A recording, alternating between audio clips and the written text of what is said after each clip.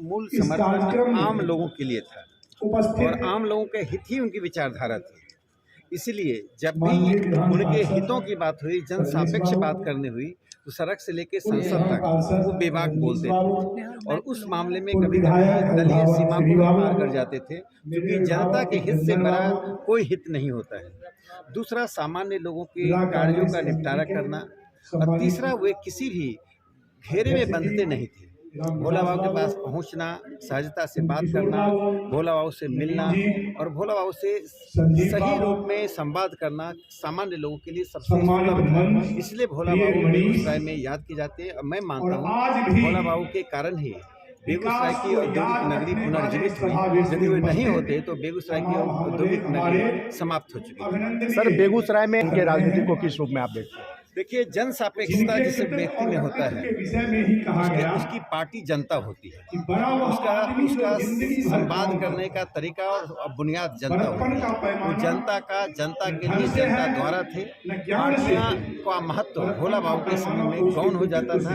इसलिए भोला बाबू जब भी जहाँ भी खड़े होते थे, निःशब्द जनता उनके पक्ष में वोट डालती थी। क्या सर, ये की जयंती तो हर साल आती है, चुनाव हो या ना हो, लगता है कि इसको चुनाव से नहीं जोड़ना चाहिए।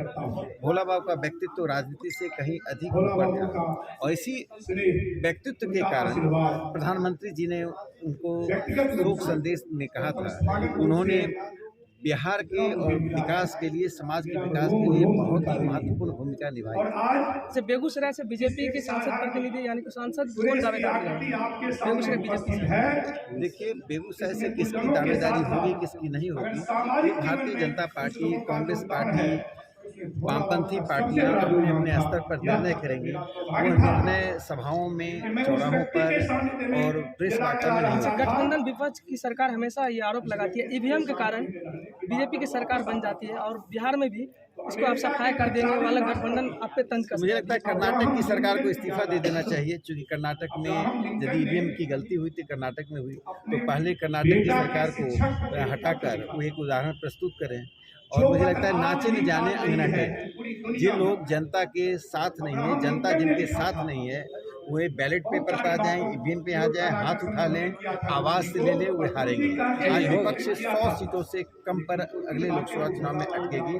100 का आंकड़ा विपक्ष पार नहीं कर पाएगी। सर